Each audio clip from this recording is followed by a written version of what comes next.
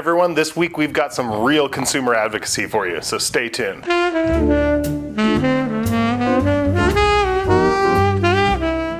All right, before I begin, I don't know if you can see it here, but up here to my right, you might be able to see, because it's such a beautiful day here in Washington, Mount Rainier, and if the camera was even more insane, you'd be able to see Mount St. Helens right over there and Mount Adams right there. So it's a really crystal clear, beautiful day today, and I've got a special one for you to commemorate. I kind of changed what I was going to do this week because I recently picked up a fragrance and I wanted to talk about it, and that's partially because it's discontinued, but you can still get it. So I'm going to be talking about Stash from Sarah Jessica Parker today. That is this fragrance right here. So this came out in 2016 and was discontinued in 2020. I remember hearing about it a year or two ago, about what good things it were. It was still kind of available at that point, I think at a couple spots, but it since went out of stock and I wasn't able to get it. Oh well, there it goes. But as does often happen with these things, sometimes there will be a storage warehouse, and someone will find a pallet of a discontinued fragrance, and then it ends up on discounter websites, which is exactly what happened here. You can pick this fragrance up on fragrancenet.com, which I'll link below. No affiliate links or anything like that. I'm not associated. This is just a freebie for them. Some advertising because they've got it, as of the time of this recording at least. So let me talk a little bit about the fragrance, and then I want to talk about some comparisons to give you kind of an idea. The first thing I'll say is one thing that I really like. It's subtle, but it comes in this little bag, which is nothing, I know, but like it just feels nice. But the fragrance itself, great bottle, and I mean this is like, I think it's $34 right now. This exceeds that price. The bottle itself, the quality, right up there. Feels nice and heavy. It's funny, the actual label itself actually kind of feels and looks like it might be some like gaffer's tape that was printed on. I kind of like the look of it. It's cool. Then there's like a little band around the top here with a little kind of metal Sarah Jessica Parker thing. The cap, just a little plastic, but it's nice, and the atomizer is nice. Overall, honestly, good presentation, good quality on everything here. But then you get to the actual juice itself, and it is what I'm wearing, but I'm gonna give myself some fresh sprays. And the fragrance itself is, first and foremost, it's woody. There's a kind of wood in it that I've never heard of before. I've never smelled. I don't really know anything about it except that it's supposed to smell kind of milky, creamy. And man, this is such an interesting fragrance. So wood's up front. Like there's cedar in it. There's that other kind of milky wood in it. But overall, I would say that this is very much a woody fragrance, but almost as much similarly is this aromatic quality to it. So when I first spray this, the first thing that I get in the air, the first thing that's kind of emerging to me is like a cinnamon note, and it's not like a spicy cinnamon. It's like a soft kind of sweet cinnamon, but I wouldn't say that this is a sweet fragrance. There's a little bit, but it's the kind of sweetness where it's a little bit below something to a point where you would call it sweet. Does that make sense? Like it's not quite sweet enough where I would say that it's sweet. It just kind of has a little bit of the softness that sweetness provides. But then the fragrance itself, very classic, mature men's fragrance, but it smells unique. I don't have anything else quite like it. Some of the fragrances that I have that were developed or released in the 60s, 70s, 80s have a little bit more familiarity with this. But the funny thing is that even though it has some of those kind of more vintage notes to it, I think there's probably some naturals in here, and my nose is just not trained well enough to be able to tell what it is. But it smells mature, but it doesn't smell dated. This still smells modern.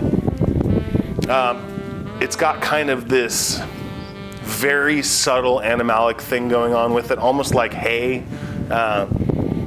There's kind of like, barnyard is not the right term because it's not dirty like that. It's not like a dirty oud, but it's kind of got this mature animalistic thing going on with it. The funny thing about this is I think it was originally intended to be for women, but It seems like in the fragrance community, men have just snatched it up, and I think it totally works.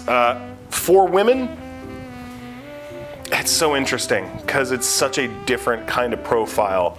I feel like if you are a more mature woman, and I don't mean that in age, I mean that in kind of your presence. If you kind of carry yourself maybe even a little severe, this might work for you. I think, I'll talk in a second here about for men, I think it's a little bit different. It's kind of like, I feel like it doesn't change the way it smells, but it changes the way it presents if you were to wear it on men versus women. I kind of think there's something similar to that with Tobacco Mandarin from Byredo. Similar thing here. There are some florals in here that I think you could kind of take in that direction, but overall I would say that this is more of a fragrance for men, and I would say that it's a fragrance for men who are a little bit older. I think, if you're in your teens, early 20s, this might not appeal to you. If not to you, it probably might not appeal to your demographic. But I would still encourage you to get it for a couple reasons. Number one, $34. It's pretty cheap, and for the quality that this is, it's really outstanding. Number two, I think that this is kind of a good aspirational fragrance. I think you smell this and it kind of gives you something to aspire to in terms of like the way that you carry yourself. But this is a fragrance where I feel like you meet it. In terms of, I should say real quick, where do I envision this? I think that this is like a really good signature scent. I think this is like a good daily driver. This is like something that you can wear to the office, totally safe, professional, clean, with that kind of tinge of a little bit of an edge, like I mentioned. But overall, I think that this is really an outstanding fragrance, and for the price, I think you should buy it anyway. This is one of the few ones where you can't really sample it.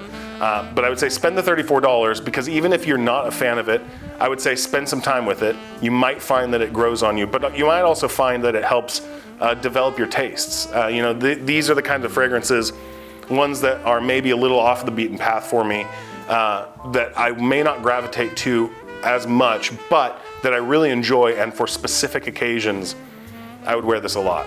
Like I said, this for me, it might be a little bit too mature for my vibe, because I'm not that mature in spite of what this video and what this channel may make it look like.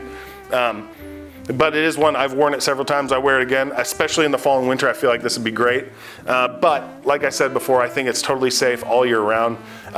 In terms of comparisons, like I said, I don't think I have anything that quite goes with it, but I would put it into the same category, and these are both clones, but I put it in the same category as Kismet for men from Lattafa, which is a clone of Tuxedo from YSL, and Hermène's Detour Eco, which I believe is a clone of Haltane, I believe, if my memory serves. So,